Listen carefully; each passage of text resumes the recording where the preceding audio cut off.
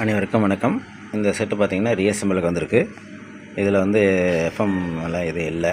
இந்த slim board ஒன்று போட்டு அல்ட்ரா டிஜிட்டலுடைய சரவுண்டு ப்ளஸ்ஸு சப்பு போட்டிருக்கேன். இந்த பழசு வந்து பிடி அதே அப்படியே போட்டிருக்கு. இது பழசு வந்து பார்த்திங்கன்னா டிவிடியில் இருந்து டைரெக்டாக 6 லைன் கொடுக்குற மாதிரி ரிலே வச்சு கொடுத்துருந்தாங்க. அதெல்லாம் எடுத்துகிட்டு இப்போ இந்த மாதிரி பண்ணியிருக்கு. ஆடியோ பக்கம் போடுற கேளுங்க. இது வந்து